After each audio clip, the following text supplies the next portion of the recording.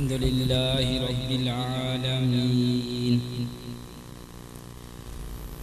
वस्सलातु वस्सलामु अला सय्यिदिल अंबियाइ वल मुरसलीन अम्मा बाद फ़अऊज़ु बिल्लाहि मिनश शैतानिर रजीम बिस्मिल्लाहिर रहमानिर रहीम अस्सलातु वस्सलामु अलैका या रसूलल्लाह व अला आलिका व अस्हाबिका या हबीबल्लाह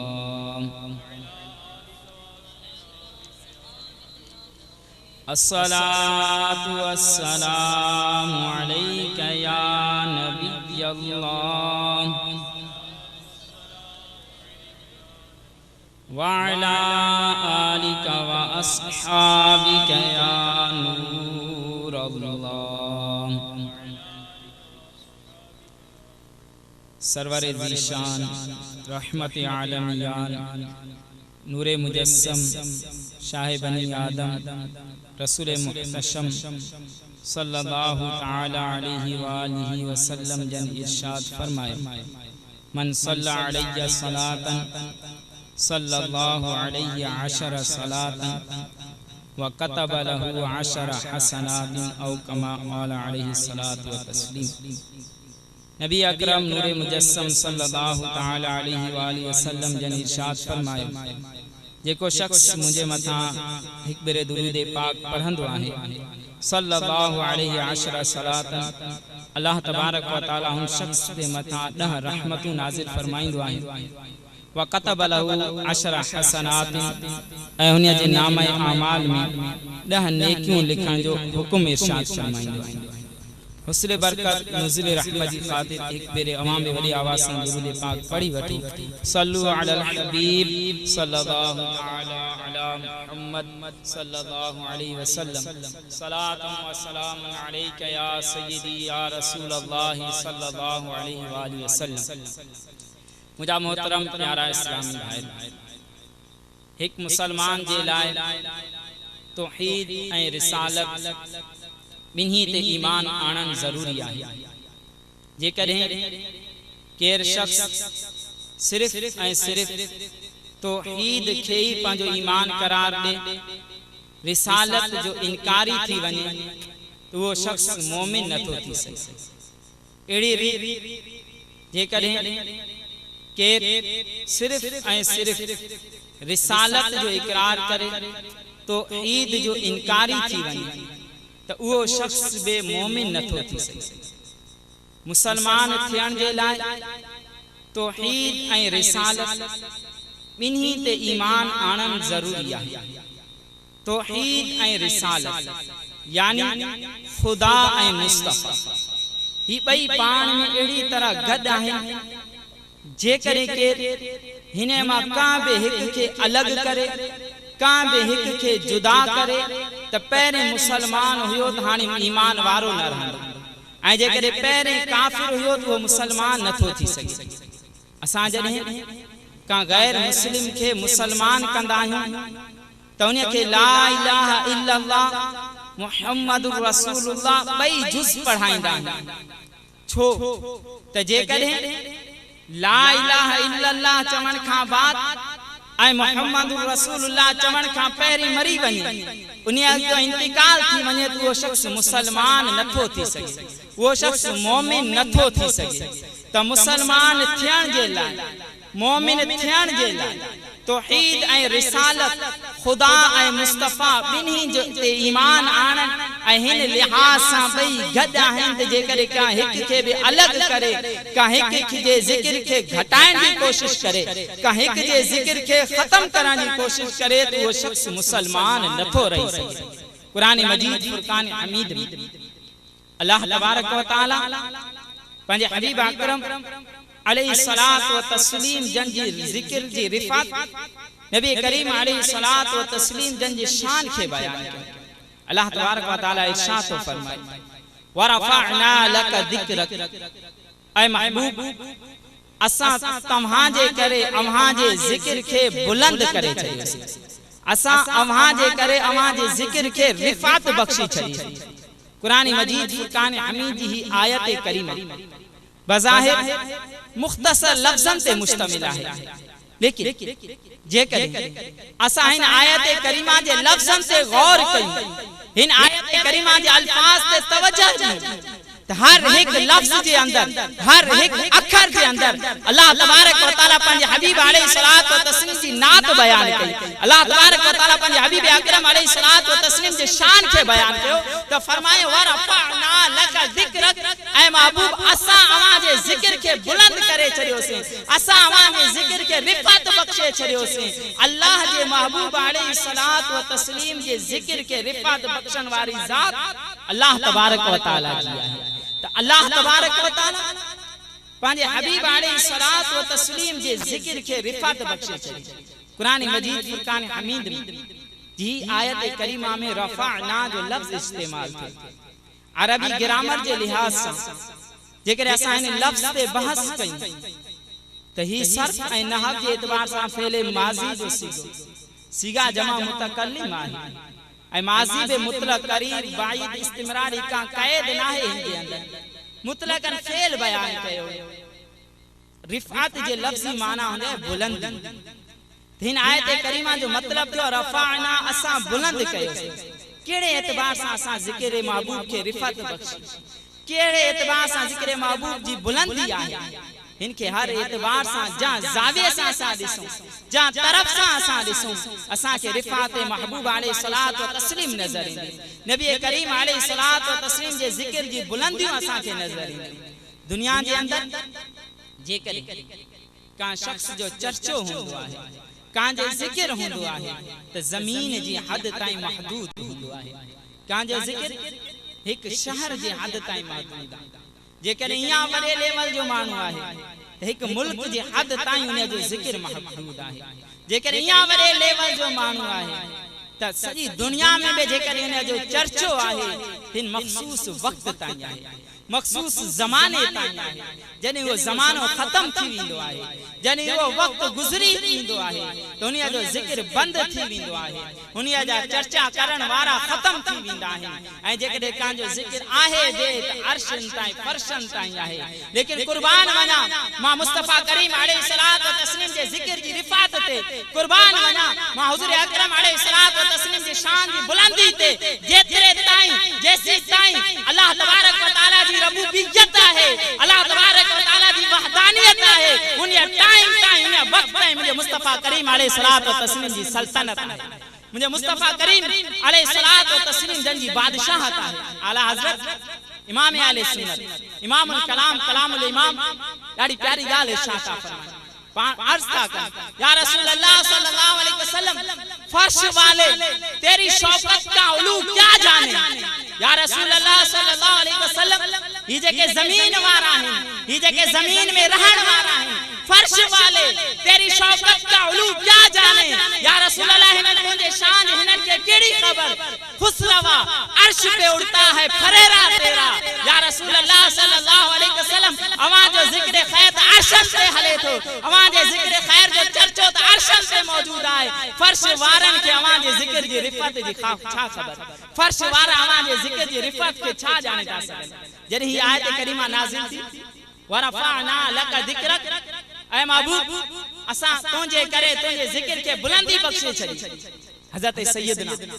जिब्रील अमीन अलैहिस्सलातु व तस्लीम अल्लाह तबारक व तआला जे हुक्म सां हुज़ूर अकरम अलैहिस्सलातु व तस्लीम जी बारगाह में हाज़िर था थे। अर्ज़ कन था या रसूल अल्लाह सल्लल्लाहु अलैहि वसल्लम, अल्लाह तबारक व तआला इरशाद फरमाए अतदरी कैफ़ रफ़अतु ज़िक्रक, ऐ महबूब अवां के खबर असां अवां जे ज़िक्र के कीअं रिफ़त बख्शे छॾी, असां अवां जे ज़िक्र के कीअं बुलंदी नसीब फरमाई। नबी करीम अलैहिस्सलातु व तस्लीम जन इरशाद फरमाया अल्लाह बेहतर तो जाने। ताज़र अकरम अलैहिस्सलातु व तस्लीम जी बारगाह में जिब्रील अमीन अलैहिस्सलातु व तस्लीम जन अर्ज़ कयो या रसूल अल्लाह सल्लल्लाहु अलैहि वसल्लम, अल्लाह तबारक व तआला इरशाद फरमाए इज़ा ज़ुकिरतु ज़ुकिरता माइया, ऐ महबूब जिथे मुंहिंजो ज़िक्र कयो वेंदो, जिथे मुंहिंजो तज़किरो जिथे मुंजो जिक्र खैर कयो वेंदो ऐ महबूब हुते तुंजो बे जिक्र खैर होते तुंजो बे तज़किरो हुंदो। ता गौर कयो कलमे जे अंदर जिथे असा ला इलाहा इल्लल्लाह कंदा आहियूं, जिथे अल्लाह ताला जी वहदानियत जो इकरार कंदा आहियूं, हुते मुहम्मद रसूलुल्लाह चई करे असा नबी अकरम अलैहि सलातो व तस्लीम जी रिसालत जो इकरार कंदा आहियूं। का अज़ान जे अंदर जिथे असा अल्लाहु अकबर जो सदाऊं हणंदा आहियूं, हुते असा अशहदु अन्ना मुहम्मद रसूलुल्लाह कंदा आहियूं। त अज़ान हुजे या नमाज, कलमो हुजे या खुतबो, कुरान हुजे या इंजील, ज़बूर हुजे या तौरात, किताब हुजे या सहीफो, जिथे अल्लाह जो जिक्र मौजूद आ होते मुझे मुस्तफा करीम अलैहि सलातो व तस्लीम जो जिक्र खैर मौजूद आ। ऐं जेका शय अल्लाह तबारक व तआला जे जिक्र कंदी रहे थी उहा शय मुझे मुस्तफा करीम अलैहि सलातो व तस्लीम जे जिक्र खैर बे कंदी आहे। जहां ज़बान ते अल्लाह जो सदाऊं हुंदियूं आहिनि, उन ज़बान ता मुस्तफा करीम अलैहि सलातो व तस्लीम जी नात ख़ानी जारी थी रही आहे। मुकाशिफतुल कुलूब जे अंदर हुज्जतुल इस्लाम हज़रत सैयदना इमाम मोहम्मद बिन मोहम्मद गज़ाली रहमतुल्लाहि तआला अलैहि जन एक रिवायत नकल कई। हज़रत सीना दाऊद अलैहि सलात व तस्लीम हिक बेर पंहिंजे हुजरे में वेही करे ज़बूर शरीफ जी तिलावत फरमाए रहा। तिलावत कंदे दौरान तिलावत हज़रत दाऊद अलैहि सलात व तस्लीम जन गाढ़े रंग जो एक कीड़ो ॾिठो। दिल में ख्याल पैदा थियो तिन कीड़े के पैदा करण जो फायदो छा? इन कीड़े के अल्लाह तबारक व तआला छाजे करे पैदा कया? अल्लाह तबारक व तआला हज़रत सैयदना दाऊद अला नबीना अलैहि सलात व तस्लीम के जवाब ॾियण जी ख़ातिर उन कीड़े के कुवत गोयाई अता फरमाई। वो कीड़ो अर्ज़ करण या नबी अल्लाह तबारक व तआला मुखे ही हुकुम दी छडियो आहे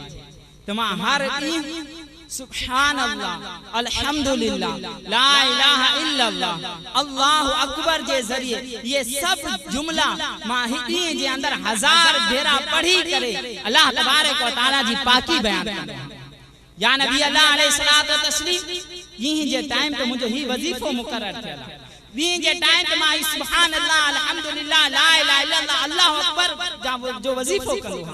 पर जॾहिं रात ईंदी आहे तो मुझो वजीफो चेंज थी वेंदो आहे। अल्लाह तबारक व तआला जी तरफा मुखे ही हुकुम मिलियल आहे त जॾहिं रात थींदी आहे त सॼी रात मां मुस्तफा करीम मोहम्मद अरबी अलैहि सलातो व तस्लीम ते दुरूद व सलाम पढ़ी करे अल्लाहुम्मा सल्ली अला मुहम्मदिन नबिय्यिल उम्मी व अला आलि व सहाबी जा वजीफा पढ़ी करे सॼी रात हिन वजीफे के पढ़ंदो हां। मुस्तफा करीम अलैहि सलातो व तस्लीम जन जो जिक्र खैर कंदो आहे। मुंहिंजा मोहतरम प्यारा इस्लामी भाइरो गौर कयो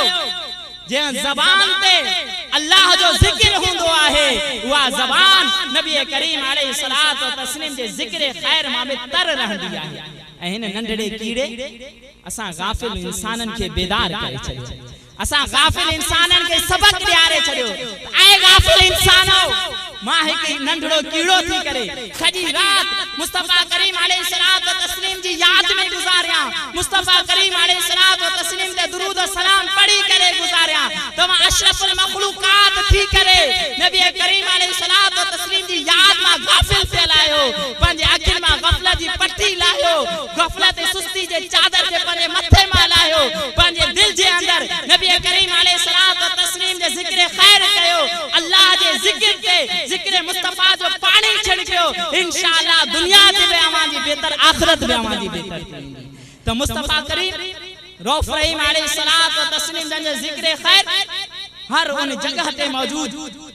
जिथे अल्लाह जो जिक्र आहे, जिथे जिथे अल्लाह जो जिक्र मौजूद होते मुस्तफा करीम अलैहि सलातो व तस्लीम जन जे जिक्र मुबारक हजरत सैयदना उमर फारूक आजम रज़ी अल्लाह तआला अन्हु रिवायत फरमाए त जॾहिं अल्लाह तबारक व तआला जे नबी हजरत सैयदना आदम अलैहि सलात व तस्लीम जन अल्लाह तबारक व तआला जी बारगाह में पंहिंजे तौबा जे क़बूल थियण जे लाइ हथड़ा खया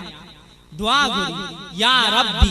अस्अलुका बिहक़्क़ि मुहम्मदिन, या रब्बी अस्अलुका बिहक़्क़ि मुहम्मदिन, या अल्लाह मां मुस्तफा करीम अलैहि सलात व तस्लीम जे वसीले सां तुंहिंजी बारगाह में दुआ तो घुरा, मुंहिंजी तौबा के कबूल फरमा। अल्लाह तबारक व तआला हजरत सैयदना आदम अलैहि सलात व तस्लीम के इरशाद फरमाया या आदम कैफ अरफ्ता मुहम्मदन वलम अखलुकहु, ऐ आदम यहाँ तो मां पंहिंजे महबूब के दुनिया में मोकिलियो ही ना है, यहाँ तो मुझे महबूब दुनिया के अंदर तशरीफ ही फरमाना है। तो कैफ अरफ्ता मुहम्मदन, अवा मुस्तफा करीम अलैहिस्सलातु व तस्लीम के की सुञाणे वरतो, अवा के की खबर पइजी वई। हजरत आदम अलैहिस्सलातु व तस्लीम अर्ज गुजार, या रब्बी लम्मा खलक़तनी बियदिका व नफ़ख़्त फ़िय्य मिन रूहिका फ़रफ़अतु रअसी व रअयतु अला क़िवामिल अर्शि मक्तूबन ला इलाहा इल्लल्लाह मुहम्मदुर रसूलुल्लाह फ़अलिमतु अन्नका लम तदिफ इला इस्मिका इल्ला अहब्बल ख़ल्क़ि इलैका या रब्बल आलमीन लम्मा खलक़तनी बियदिका, जरे या रब्बल आलमीन तू मुखे पंहिंजे दस्ते कुदरत मां पैदा कई, व नफ़ख़्त फ़िय्य मिन रूहिका पंहिंजो रूह मुंहिंजे अंदर दाख़िल कई, फ़रफ़अतु रअसी मां पंहिंजो मथो मथे खयो, व रअयतु अला क़िवामिल अर्शि मक्तूबन ला इलाहा इल्लल्लाह मुहम्मदुर रसूलुल्लाह, मां अर्श ते लिखियल ॾिठम ला इलाहा इल्लल्लाह मुहम्मदुर रसूलुल्लाह फ़अलिमतु अन्नका लम तदिफ इला इस्मिका इल्ला अहब्बल ख़ल्क़ि इलैका, या रब्बल आलमीन उन टाइम मूंखे ख़बर पइजी वई ही काहिड़ी ज़ात आहे, ही काहिड़ी शख्सियत आहे जंहिंजो नालो अल्लाह सां गॾु आहे। ज़रूरी अल्लाह जो को महबूब हूंदो, जॾहिं ज़रूरी अल्लाह जो को प्यारो हूंदो, उन टाइम खां मूंखे ख़बर पइजी वई ही को तुंहिंजो प्यारो बानो आहे। त अल्लाह तबारक व तआला जे महबूब अकरम नूरे मुजस्सम अलैहिस्सलातु व तस्लीम जंहिंजो ज़िक्र ख़ैर उन टाइम खां मौजूद, अल्लाह तबारक व तआला जे हबीब नबी अकरम अलैहिस्सलातु व तस्लीम जंहिंजो ज़िक्र ख़ैर उन टाइम खां जारी हो सारी, बल्कि हज़रत सैयदना इब्न अब्बास रज़ियल्लाहु ताला अन्हु फरमाइन था, मा फिल जन्नति शजरतुन अलैहा वरक़तुन इल्ला मक्तूबुन अलैहा ला इलाहा इल्लल्लाह मुहम्मदुर रसूलुल्लाह। पाण फरमाइन था जन्नत जे अंदर जेके बि वण आहिनि, हर वण जे पन ते मुंहिंजे मुस्तफा करीम जो नालो लिखियल आहे, हर वण जे पन ते अल्लाह तबारक व तआला मुझे महबूब अकरम अलैहिस्सलातु व तस्लीम जे इस्म मुबारक तहरीर फरमाए छड़ियो त छो वरफ़अना लक ज़िक्रक, ऐ महबूब असां अवां जे ज़िक्र के रिफ़त बख्शे छड़ी, असां अवां जे ज़िक्र के बुलंदी नसीब फरमाए छड़ी। इदा ज़ुकिरतु ज़ुकिरता माया, ऐ महबूब जिथे मुंहिंजो ज़िक्र हूंदो, जेको मुंहिंजो ज़िक्र करण वारो हूंदो, इदा ज़ुकिरतु ज़ुकिरता माया, जेको मूंखे याद कंदो ऐ महबूब वो तोखे भी याद कंदो। बल्कि हज़रत अल्लामा इब्न अता रहमतुल्लाह ताला अलैहि जन एक हदीस कुदसी नकल कई, इब्न अता रहमतुल्लाह ताला अलैहि जन इरशाद फरमाए, अल्लाह तबारक व तआला मुस्तफा करीम अलैहिस्सलातु व तस्लीम जन के इरशाद फरमायो, अद जअलतुका ज़िक्रन फमन ज़करका ज़करनी, ऐ महबूब मां तव्हां के पंहिंजो सरापा ज़िक्र बनाए छड़ियो, फमन ज़करका ज़करनी, कोई जा अवां के याद कयो, जा अवां जो ज़िक्र कयो, फमन मुखे याद कयो। इन्हीअ जे करे उलमा फरमाइन था त मुस्तफा करीम अलैहिस्सलातु व तस्लीम जो ज़िक्र जरे अल्लाह जो ज़िक्र बणजी वियो, ऐं अल्लाह तबारक व तआला पंहिंजे ज़िक्र जे बारे में इरशाद फरमायो, अला बिज़िक्रिल्लाहि तत्मइन्नुल क़ुलूब, खबरदार बुधी छड़ियो अल्लाह जे ज़िक्र में दिलन जो सुकून आहे, अल्लाह जे ज़िक्र जे अंदर ही दिलन जो चैन आहे। ऐं मुस्तफा करीम अलैहिस्सलातु व तस्लीम अल्लाह जो ज़िक्र बणियल, मुस्तफा करीम अलैहिस्सलातु व तस्लीम अल्लाह जो ज़िक्र थियल, त पोइ अल्लाह ताला के जी अल्लाह अल्लाह जी सदाउन सा दिल के सुकून मिलंदो आहे। एड़े तरीके सा मुस्तफा करीम अलैहिस्सलातु व तस्लीम जी नात पानी, मुस्तफा करीम अलैहिस्सलातु व तस्लीम जे ज़िक्र खैर मां में दिलन के सुकून नसीब थींदो आहे। हुज़ूर अकरम अलैहिस्सलातु व तस्लीम जी याद में भी, हुज़ूर अकरम अलैहिस्सलातु व तस्लीम जन के ॾिसण में भी दिलन के सुकून ऐं चैन नसीब थींदो आहे। अल्लाह तबारक व तआला इरशाद फरमायो, वरफ़अना लक ज़िक्रक, ऐ महबूब असां अवां जे ज़िक्र के अवां जे करे बिफ़त बख्शे छड़ी, कुर्बान अल्लाह तबारक व तआला जी ज़ात। अल्लाह तबारक व तआला हिन आयत करीमा जे अंदर रिफ़ात महबूब के त बयान कयो, बल्कि रिफ़ात जी निस्बत बे पंहिंजी तरफ फरमाए छे, रफ़अना असां रिफ़त बख्शिया, असां बुलंदी नसीब कया। छो थी सके कंहिंखे ही वहम पैदा थिए त का शख्स के इज्जत मिलंदी आहे त खानदान जे करे इज्जत मिलंदी आहे, का मखसूस खानदान में रहने वालो फर्द होंदा है, माण्हू उन जी इज्जत कंदा आहिनि, ही आला खानदान जो शख्स आहे, आला खानदान हुजण जे करे माण्हू उन जी इज्जत कंदा आहिनि। ऐं कॾहिं का मकान जे करे माण्हू जी इज़त कई वेंदी आहे त फलाणो हिन आला जगह ते रहण वारो आहे, हिन फलाणे शहर जे अंदर रहण वारो आहे, हिन जे करे माण्हू हुन जी इज़त कंदा आहिनि। ऐं कॾहिं का ज़माने जे करे माण्हू जी इज़त कई वेंदी आहे, पर अल्लाह तबारक व तआला मुझे मुस्तफा करीम अलैहिस्सलात व तस्लीम के इन सभिनी का पाक करे छॾियो। गौर करियो हुज़ूर अकरम अलैहिस्सलात व तस्लीम जी विलादत ते जेकर असां गौर कयूं त हुज़ूर अकरम अलैहिस्सलात व तस्लीम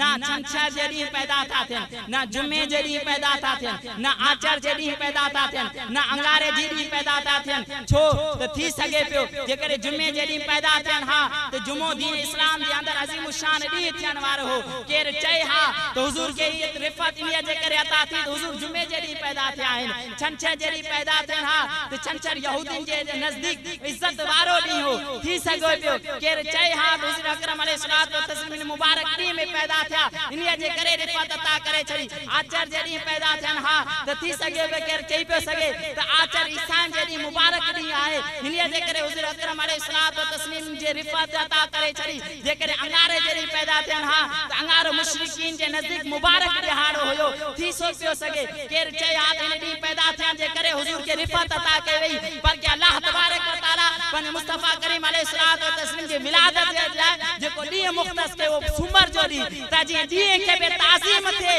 ॾींहं खे बि इज़त थिए, तो मुंहिंजे मुस्तफा करीम अलैहिस्सलात व तस्लीम जी निस्बत मां थिए। छो त वरफ़अना लक ज़िक्रक ऐं महबूब असां अव्हां जे ज़िक्र खे बुलंद करे छॾियोसीं। जॾहिं अल्लाह तबारक व तआला कंहिंजे ज़िक्र खे रिफ़त बख़्शे छॾे, अल्लाह तबारक व तआला जॾहिं कंहिंजे ज़िक्र खे बुलंदी अता फरमाए छॾे त पोइ भली केर घटाइण जी कोशिश करे, भली केर खत्म करण जी कोशिश करे, भली केर हुज़ूर अकरम अलैहिस्सलात व तस्लीम जे ज़िक्र के हेठ करण जी कोशिश करे त वो पाण खत्म थी तो सके, उन्हीअ जो ज़िक्र बंद थी तो सके, उन्हीअ जो चर्चो खत्म थी तो सके, पर मुझे मुस्तफा जी शान के घटाए नथो सके, मुझे मुस्तफा जी शान के खत्म नथो करे सके। आला हज़रत इमाम आले सुन्नत अशाह इमाम अहमद रज़ा खान अलैहि रहमतुर रहमान पंहिंजे इश्क़ ऐं मोहब्बत जो इज़हार कंदे अल्लाह ताला जे हबीब अलैहिस्सलात व तस्लीम जी बारगाह में अर्ज़ था कन, मिट गए मिटते हैं मिट जाएंगे आदा तेरे या रसूल अल्लाह सल्लल्लाहु अलैहि वसल्लम। ये माण्हू जेके अव्हां खे पाण जहिड़ो बशर चई करे, पाण जहिड़ो इंसान चई करे अव्हां जे ज़िक्र खे घटाइण जी कोशिश था कनि, अव्हां जे ज़िक्र खे ख़त्म करण जी कोशिश था कनि। मिट गए मिटते हैं मिट जाएंगे आदा तेरे, न मिटा है न मिटेगा कभी चर्चा तेरा, तू घटाए से किसी के न घटा है न घटे। या रसूल अल्लाह सल्लल्लाहु अलैहि वसल्लम ये अव्हां जे ज़िक्र के घटाइण जी कोशिश था कर, ये अव्हां जे ज़िक्र के खत्म करण जी कोशिश था कर, ये अव्हां जे ज़िक्र के हेठ केराइण जी कोशिश था कर। तू घटाए से किसी के न घटा है न घटे, जब बढ़ाए तुझे हक ताला तेरा। ऐं नादान शख्सन के जेके मुझे मुस्तफा जे ज़िक्र के घटाइण जी कोशिश था कन, जेके मुझे मुस्तफा जे ज़िक्र के खत्म करण की कोशिश था कन, आला हज़रत उन्हनि के मुखातब थी कर इरशाद था फरमान, अकल होती तो खुदा से न लड़ाई लेते। ये शख्स जेके मुझे मुस्तफा जे ज़िक्र के घटाइण जी कोशिश में लगल आहिनि, जेके मुझे मुस्तफा जे ज़िक्र के खत्म करण में लगल आहिनि, अकल होती तो खुदा से न लड़ाई लेते, ये घटाएं उसे मंजूर बढ़ाना तेरा। या रब या रसूल अल्लाह सल्लल्लाहु अलैहि वसल्लम ये नादान इंसान अव्हां जे ज़िक्र के घटाइण जी कोशिश तो करे, जॾहिं अल्लाह ताला अव्हां जे ज़िक्र के बुलंद करे छॾे, जॾहिं अल्लाह ताला अव्हां जे ज़िक्र के रिफ़त बख़्शे छॾी। तो याद रखो मुंहिंजा मुसलमान भाइरो,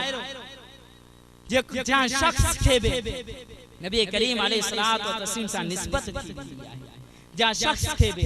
हुज़ूर अकरम अलैहिस्सलात व तस्लीम जी ज़ात सां ताल्लुक़ पैदा थी वेंदो आहे त पहिरें त घटि दर्जे वारो हूंदो आहे, ताल्लुक़ जे करे निस्बत जे करे हू अल्लाह जो प्यारो बणिजी वेंदो आहे, अल्लाह तबारक व तआला जो कुर्ब नसीब थी वेंदो आहे। आला हज़रत फरमाइनि था, जो कि इस दरगाह हुआ खल्क़े खुदा उसकी हुई, जो कि इस दरगाह हुआ खल्क़े खुदा उसकी हुई, जो कि इस दर से फिरा अल्लाह उससे फिर गया। उन्हीं नबी करीम अलैहिस्सलात व तस्लीम जे दर ते जेको अचे थो हुजूर अकरम अलैहिस्सलात व तस्लीम जे दर ते अची करे हुजूर अकरम अलैहिस्सलात व तस्लीम जन जो जने जिक्र खैर करे थो जने हुजूर अकरम अलैहिस्सलात व तस्लीम जन जो चचो कंदो आहे जने नबी करीम अलैहिस्सलात व तस्लीम जे जिक्र सा पांजी ज़बान के तर रखंदो आहे तो हुंदो त बिलाल हबशी आहे पर जने मुस्तफा करीम अलैहिस्सलात व तस्लीम सा निस्बत थी विंदी आहे हुजूर अकरम अलैहिस्सलात व तस्लीम जन सा ताल्लुक थी विंदो आहे त अल्लाह ताला जा हबीब जन्नत जे हूर के मुखातब थी करे शाद फरमांदा ऐ जन्नत जी हूर पांजे हुस्न से नाज न कर मता मुजो बिलाल तोखे कबूल ही न करे किथे मुजो बिलाल तोखे कबूल करन जे लाए तैयार न थे नबी करीम अलैहिस्सलात व तस्लीम सा निस्बत जे करे हुजूर अकरम अलैहिस्सलात व तस्लीम सा ताल्लुक जे करे अल्लाह तबारक व तआला उन्हें क्यों मकाम में मर्तबो अता फरमाए छड़ी ऐ छो न हुजे ये जेके भी अंबिया इकराम अलैहिस्सलात व तस्लीम गुजरिया है जेके भी नबी सगोरा आगे गुजरी चुका है ये सब मुझे मुस्तफा करीम अलैहिस्सलात व तस्लीम जो जिक्र खैर करदा रहा ये सब मुझे हुजूर अकरम अलैहिस्सलात व तस्लीम जन याद मल्हाइंदा रहा मुझे मुस्तफा करीम अलैहिस्सलात व तस्लीम जे जिक्र खैर वा पांजी ज़बानन के तर रखा ऐ छो न हुजे कुरान मजीद फुरकान हमीद के जेकर असा गौर सा कुरान जी आयतन ते गौर कर अल्लाह तबारक व तआला आलम अरवाह जे अंदर जरे यहाँ दुनिया पैदा न थी जरे यहाँ दुनिया के अंदर मानू न आया है आलम अरवाह जे अंदर अल्लाह तबारक व तआला अपने मुस्तफा करीम अलैहिस्सलात व तस्लीम जे जिक्र खैर जी महफिल कर मुस्तफा करीम अलैहिस्सलात व तस्लीम जे जिक्र खैर जी एक महफिल सजाई इन महफिल जा मेहमान इन महफिल में अचण वाला के आम मानू न हुआ बल्कि उहे होया जेके अगे हली करे नबी थींदा जेके अगे हली करे अंबिया थींदा उनन के बीच में अल्लाह तबारक व तआला मुस्तफा करीम अलैहिस्सलात व तस्लीम जे जिक्र खैर फरमायो अल्लाह तबारक व तआला इरशाद तो फरमाए वइद अखदल्लाहु मीसाक़न नबिय्यिना लमा आतैतुकुम मिन किताबिन व हिकमा सुम्मा जाअकुम रसूलुम मुसद्दिकुल लिमा माअकुम ला तु'मिनुन बिही व ला तंसुरुन्नाह क़ाला अक़ररतुम व अख़ज़्तुम अला ज़ालिकुम इसरी क़ालू अक़ररना क़ाला फशहदू वाना माकुम मिनश शाहिदीन फमन तवल्ला बाद ज़ालिका फउलाइका हुमुल फासिकून अल्लाह तबारक व तआला इरशाद फरमायो वइद अखदल्लाहु मीसाक़न नबिय्यिना जरे आलम अरवाह जे अंदर अल्लाह तबारक व तआला नबीन का वादो वतो लमा आतैतुकुम मिन किताबि व हिकमा ऐ मुजा नबी सगोरा जरे ता दुनिया में मनो मा तवा के किताब व हिकमत अता कया सुम्मा जाअकुम रसूलुम मुसद्दिकुल लिमा माअकुम पे तवा जे विच में मुजा महबूब अचे मुजा मुस्तफा करीम अलैहिस्सलात व तस्लीम जलवा करथन सुम्मा जाअकुम रसूलुम मुसद्दिकुल लिमा माअकुम पे तवा छा कजो ला तु'मिनुन बिही व ला तंसुरुन्ना ऐ मूसा पंजे तौरात के बंद करे छज्जा ऐ ईसा पंजे इंजील के बंद करे छज्जा ऐ दाऊद पंजे ज़बूर के बंद करे छज्जा ला तु'मिनुन बिही व ला तंसुरुन्ना मुझे महबूब जे ईमान आन जा मुझे महबूब जी मदद कजा आला अक़ररतुम व अख़ज़्तुम अला ज़ालिकुम इसरी काल इते खत्म न थी अल्लाह ताला नबीन का वरी बात अक़ररतुम छा तवा इकरार था कयो व अख़ज़्तुम अला ज़ालिकुम इसरी ऐ मुझो वादो वठो था आलू अक़ररना सभनी नबीन जो हां असा इकरार था कयूं आला फशहदू व अना माकुम मिनश शाहिदीन या गाल खत्म न है थी अल्लाह फरमाया तवा सब गवाह थी वणो व अना माकुम मिनश शाहिदीन ऐ मां भी अमामा सा गड गवाहन में शामिल आया फमन तवल्ला बाद ज़ालिका इन का बाद जे को इनकारी थे फउलाइका हुमुल फासिकून ये मानू हद का तजावुज करन त मुजा मोहतरम प्यारा इस्लामी भाइरो गौर करो यहाँ मुस्तफा करीम अलैहिस्सलात व तस्लीम दुनिया में पैदा न हन थिया यहाँ हुजूर अकरम अलैहिस्सलात व तस्लीम दुनिया में जलवागर न हन थिया उन्हीं टाइम दे अल्लाह तबारक व तआला जे हबीब अलैहिस्सलात व तस्लीम जे जिक्र खैर मौजूद उन्हीं टाइम दे अल्लाह तबारक व तआला अपने मुस्तफा करीम अलैहिस्सलात व तस्लीम जे जिक्र खैर कंदो रहो इन्हीं जे करे ताला हजरत फरमाया था वो जो न थे तो कुछ न था वो जो न हो तो कुछ न हो जान है ये जहान की जान है तो जहान है वधिक फरमाया था अल्लाह की सरताब कदम शान है ये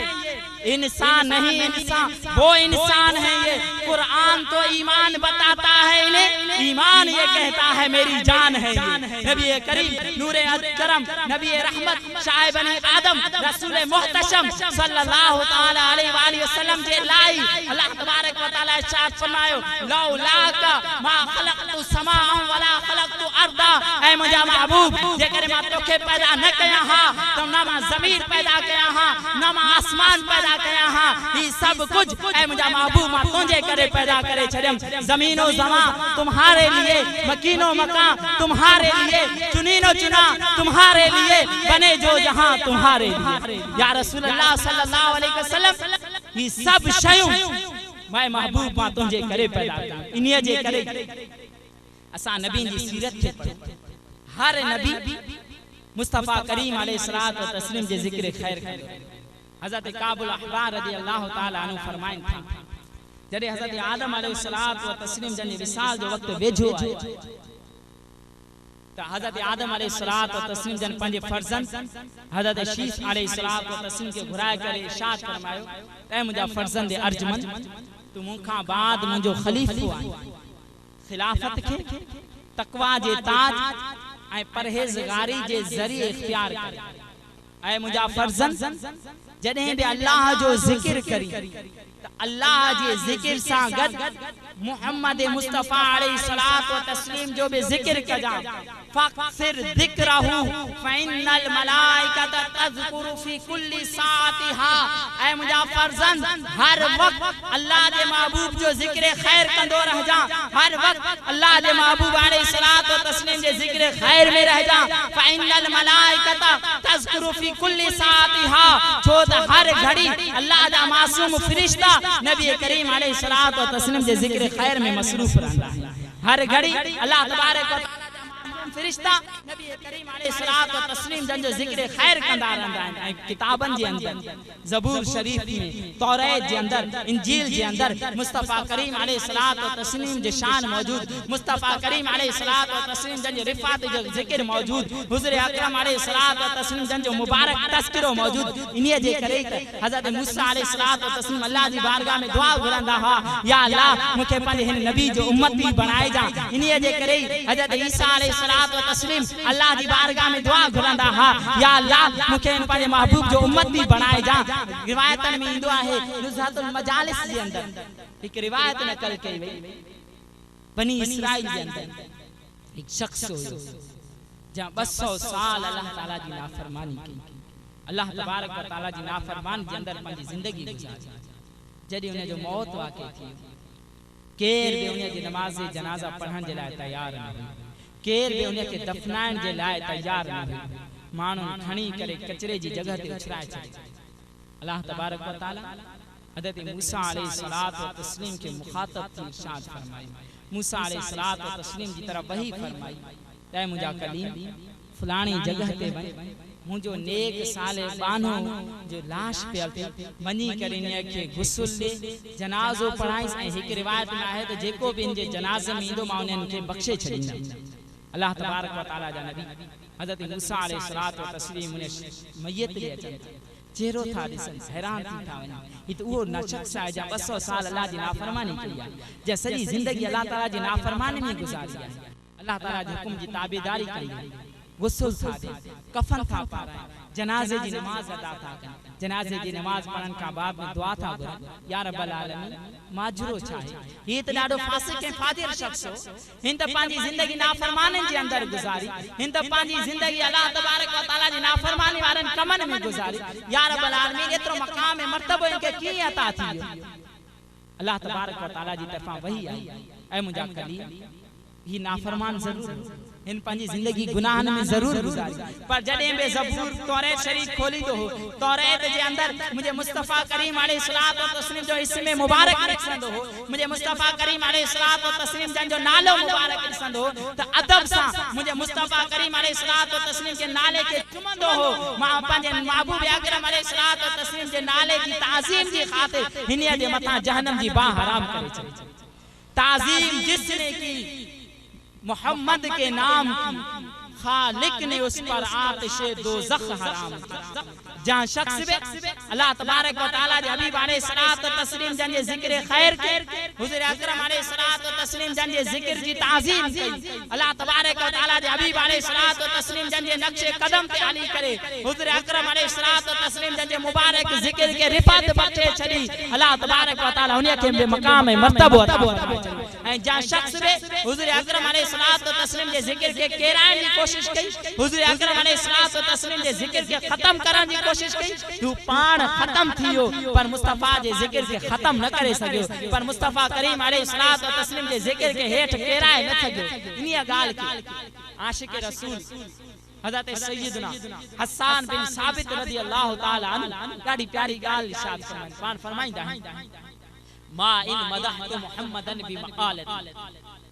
वलाकिन मदहतु मक़ालती बि मुहम्मद। ऐ दुनिया वारो मां हुज़ूर अकरम अलैहिस्सलातु व तस्लीम जी सना ख़्वानी कंदो आहियां, हुज़ूर अकरम अलैहिस्सलातु व तस्लीम जे शान में अशार पढ़ंदो आहियां। व अहसन मिन कलम तरक़त आइनी व अजमल मिन कलम तलिद निसा खुलिक़त मुबर्रअन मिन कुल्लि ऐबिन कअन्नका क़द खुलिक़त कमा तशा। ऐ दुनिया वारो मां मुस्तफ़ा करीम जे चेहरे खे ॾिसी करे ही अशार पढ़ंदो आहियां। व अहसन मिन कलम तरक़त आइनी, या रसूल अल्लाह सल्लल्लाहु अलैहि वसल्लम तव्हां एतिरा हसीन आहियो, एतिरा खूबसूरत आयो, लम तरक़त आइनी तव्हां का वधी खूबसूरत मुंहिंजी अखियुनि का शख्स खे ॾिठो न आहे। व अजमल मिन कलम तलिद निसा, का औरत तव्हां का वधी खूबसूरत ॿार पैदा न आहे कि खुलिक़त मुबर्रअन मिन कुल्लि ऐबिन, या रसूल अल्लाह सल्लल्लाहु अलैहि वसल्लम अमा हर ऐब मां पाक पैदा कया विया आहियो। कअन्नका क़द खुलिक़त कमा तशा, या रसूल अल्लाह अलैहिस्सलातु व तस्लीम अमा ईअं पैदा कया विया आहियो ॼण मां अल्लाह जी बारगाह में अर्ज़ कंदा पिया वञो, अल्लाह अमा खे पैदा कंदो पियो वञे। त दुनिया वारो ही अशार चई करे मां इन मदहत मुहम्मदन बि मक़ालती, मां पंहिंजे कलाम जे ज़रिए हुज़ूर अकरम अलैहिस्सलातु व तस्लीम जी तारीफ़ नथो कयां, हुज़ूर अकरम अलैहिस्सलातु व तस्लीम जन जे रिफ़त खे बुलंद नथो कयां, बलाकिन मदहतु मक़ालती बि मुहम्मदिन, बल्कि हुज़ूर अकरम अलैहिस्सलातु व तस्लीम जन जी तारीफ़ करे मां पंहिंजे कलाम खे क़ाबिल तारीफ़ बनाए रहियो आहियां। छो त जेको बि हुज़ूर अकरम अलैहिस्सलातु व तस्लीम जी तारीफ़ कंदो आहे, जेको बि हुज़ूर अकरम अलैहिस्सलातु व तस्लीम जो मुबारक ज़िक्र कंदो आहे, जेको बि हुज़ूर अकरम अलैहिस्सलातु व तस्लीम जन जे मुबारक ज़िक्र जो चर्चो कंदो आहे, तो हुज़ूर जे ज़िक्र खे बुलंद नथो करे, वो हुज़ूर अलैहिस्सलातु व तस्लीम जे ज़िक्र खे रिफ़त नथो बख़्शे, बल्कि माण्हुनि जे अंदरि ॼण पंहिंजो वक़ार पैदा करे रहियो आहे, ॼण हू पंहिंजे ज़िक्र खे बुलंद करे रहियो आहे। माण्हू हुन खे ॾिसी करे सलाम कंदा आहिनि त आशिक़ रसूल आहे, माण्हू हुन जी ताज़ीम कंदा आहिनि त आशिक़ रसूल आहे। त केरु भली नाद ख़ानी में ज़िंदगी गुज़ारे, सॼी उम्र नबी करीम अलैहिस्सलातु व तस्लीम जी तारीफ़ कंदो रहे, सॼी ज़िंदगी हुज़ूर अकरम अलैहिस्सलातु व तस्लीम जे सना ख़्वानी में गुज़ारे छॾे, पर हुज़ूर जी तारीफ़ नथो करे, पंहिंजे पाण खे क़ाबिल तारीफ़ बणाए रहियो आहे, पंहिंजे पाण खे माण्हुनि जे निगाह जे अंदरि, माण्हुनि जे नज़रनि जे अंदरि तारीफ़ जे क़ाबिल करे रहियो आहे। जेको हुज़ूर जे ज़िक्र खे ख़त्म करे, जेको हुज़ूर जे ज़िक्र खे मिटाइण जी कोशिश करे, उहो पाण मिटिजी वेंदो आहे, पाण ख़त्म थी वेंदो आहे। हुज़ूर अकरम अलैहिस्सलातु व तस्लीम जे तारीफ़ खे ख़त्म नथो करे। अबू जहल, अबू लहब, ये जेके काफ़िर हा, पंहिंजे क़ौम जा सरदार हा, वॾी इज़त ऐं शान वारा हा, पर जॾहिं उन्हनि मुंहिंजे मुस्तफ़ा जे ज़िक्र खे केराइण जी कोशिश कई, जॾहिं उन्हनि मुस्तफ़ा करीम अलैहिस्सलातु व तस्लीम जे ज़िक्र खे ख़त्म करण जी कोशिश कई,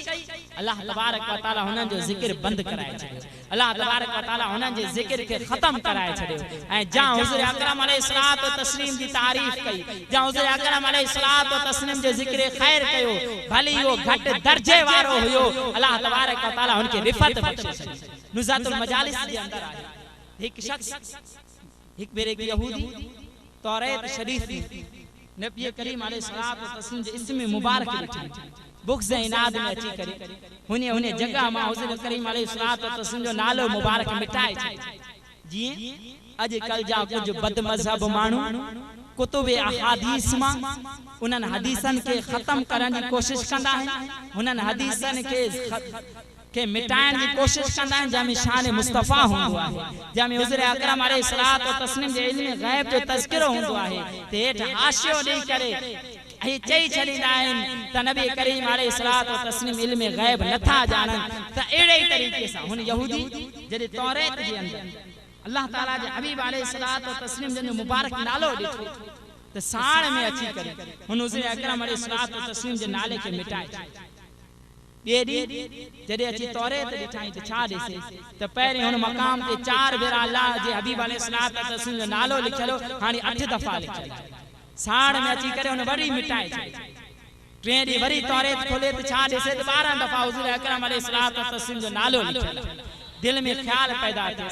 जरूर ही अल्लाह ताला जो बरगुज़ीदा नबी आहे, जरूर ही अल्लाह तबारक व ताला जो सच्चो नबी आहे। तॾहिं त मां हिन जे ज़िक्र खे घटाइण जी कोशिश तो कयां, मां हिन जे ज़िक्र खे ख़त्म करण जी कोशिश तो कयां, पर हिन जो ज़िक्र इया वधंदो तो वञे, हिन जो ज़िक्र इया वधंदो तो वञे।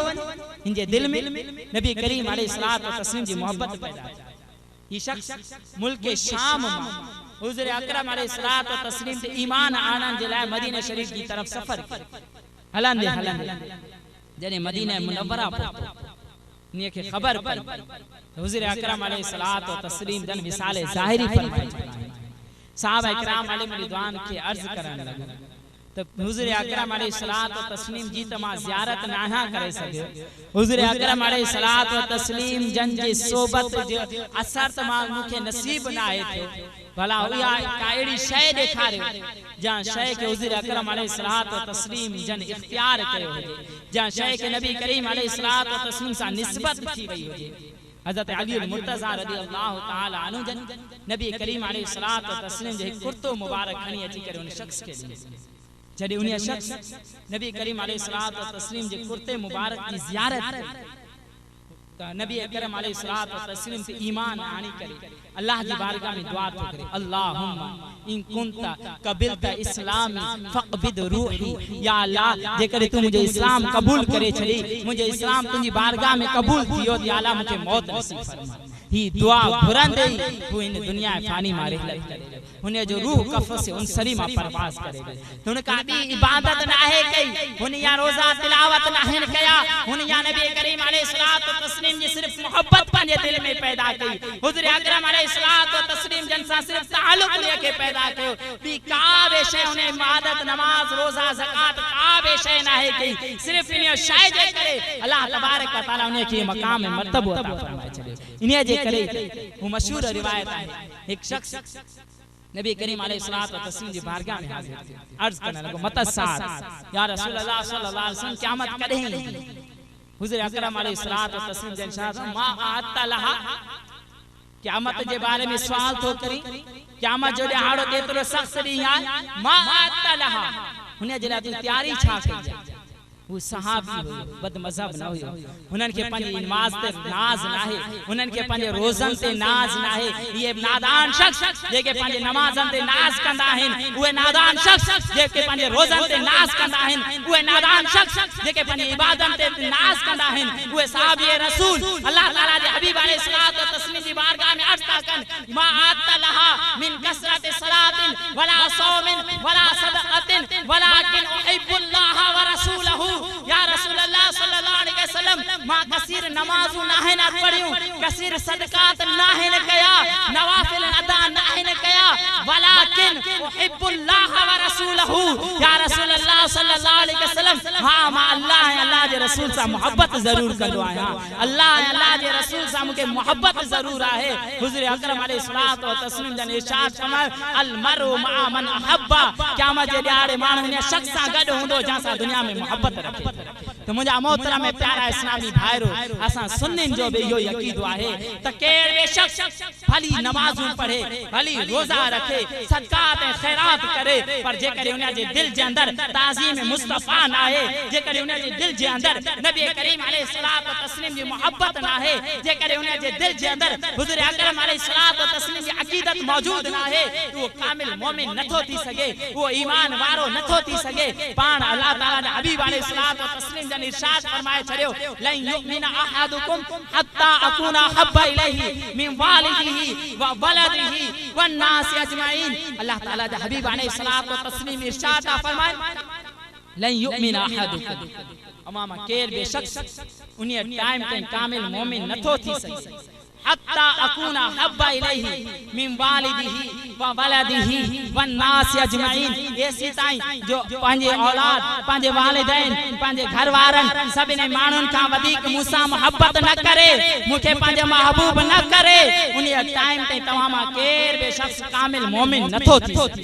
कुरान मजीद फुरकान हमीद में सूरह तौबा जे अंदर अल्लाह तबारक व तआला इरशाद फरमाए, कुल इन काना आबाउकुम व अबनाउकुम व इख्वानुकुम व अज़वाजुकुम व अशीरतुकुम व अमवालुन इक़तरफ्तुमूहा व तिजारतुन तखशौना कसादहा व मसाकिन तरदौनहा अहब्बा इलैकुम मिनल्लाहि व रसूलिही व जिहादिन फी सबीलिही फतरब्बसू हत्ता यअति अल्लाहु बि अम्रिही वल्लाहु ला यहदिल कौमल फासिकीन। ऐ महबूब अलैहिस्सलातु व तस्लीम पांजी उम्मत के बुधाए छे, इन कान आबाउकुम जेकर तवाजा वालिदैन व अबनाउकुम तवाजी औलाद व इख्वानुकुम तवाजा भाई व अज़वाजुकुम तवाजो घरवारियों व अशीरतुकुम तवाजो खानदान व अमवालुन इक़तरफ्तुमूहा ऐ वो माल जा माल के तवा कमायो व तिजारतुन तखशौना कसादहा वो व्यापार जो अमा के नुकसान रहदो है व मसाकिन तरदौनहा ऐ वो घर जा घरन सावा मोहब्बत कंदायो। ये 8 शयूं अहब्बा इलैकुम मिनल्लाहि व रसूलिही व जिहादिन फी सबीलिही फतरब्बसू जेकर ये 8 शयूं तव्हां के अल्लाह जे रसूल अल्लाह जी राह में कोशिश करन का वधीक प्यारियूं आहिन। फतरब्बसू पोइ तव्हां इंतजार कजो हत्ता यअति अल्लाहु बि अम्रिही एसी ताई जो अल्लाह पंहिंजो अज़ाब अमा ते नाज़िल फरमाए। वल्लाहु ला यहदिल कौमल फासिकीन अल्लाह फासिक कौम के हिदायत नसीब न है। मुझा मोहतरम में प्यारा इस्लामी भाईरो, कुरान मजीद फुरकान हमीद हिन आयत करीमा में अल्लाह तबारक व तआला का शख्स के ईमान के सुञाणन का शख्स जे ईमान के जाचण जो तरीको बयान करे छड़ियो। 8 शयूं एक तरफ 3 शयूं बे तरफ। हर शख्स गौर करे, मुझे दिल में घणी मोहब्बत कहंजी आहे, औलाद वालिदैन घरवारी माल तिजारत व्यापार